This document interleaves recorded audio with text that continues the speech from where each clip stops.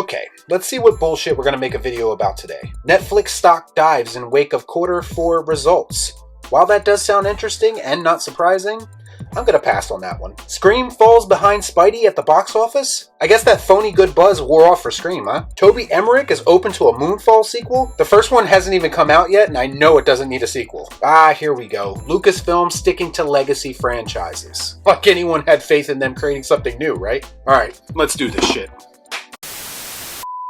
Before I get started, I'd like to kindly ask that you hit the like button, and please subscribe to the channel for more content. Just like this. Do or do not.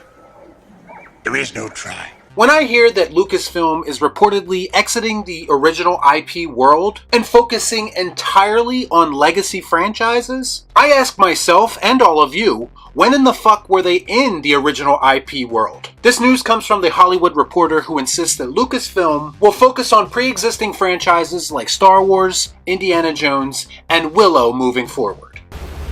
No shit. I thought it was pretty clear that they were already doing that for a couple reasons. For one, anyone under the Disney banner, that being Lucasfilm, has shown a complete lack of originality since they bought the company. And second, they did such a bad job managing those pre-existing IPs that I find it very hard to believe that they would even be competent enough to make anything other than those movies.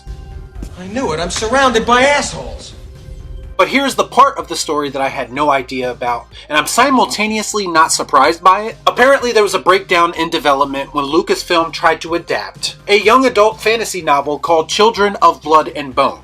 I know, I've never heard of it either. It should also be noted that this is still not technically an original IP, it's an adaptation, but anyway. Apparently this was being lined up as the next big IP for Lucasfilm, but the book's author reportedly grew frustrated with the development of that movie, and she wanted to be directly involved with writing the script for the adaptation. That makes sense. And do you know what Disney did? They denied this poor woman the opportunity to write a script for the adaptation of her own book.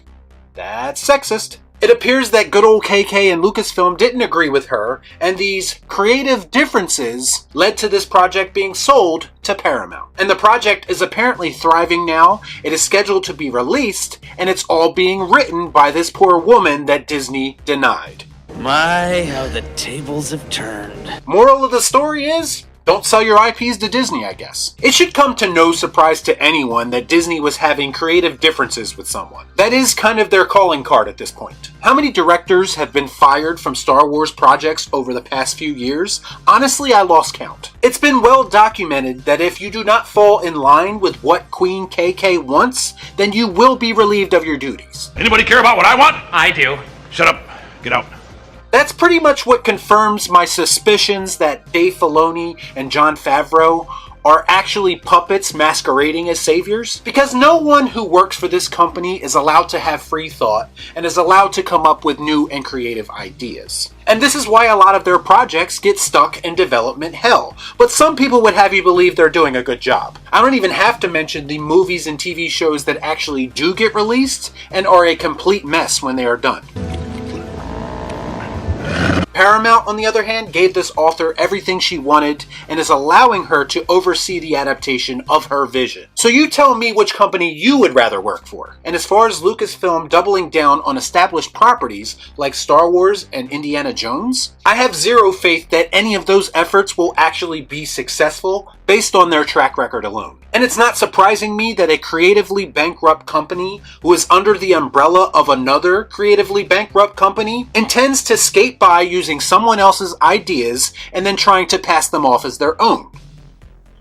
That's right, it stinks! The Disney juggernaut was built using that exact same model. So why exactly would one of their sub-companies be any different? Lucasfilm is Disney. Star Wars is not Star Wars without George Lucas. Indiana Jones is not Indiana Jones without George Lucas and Steven Spielberg. Hell, Indiana Jones wasn't even Indiana Jones with those two guys involved. Sorry, Crystal Skull.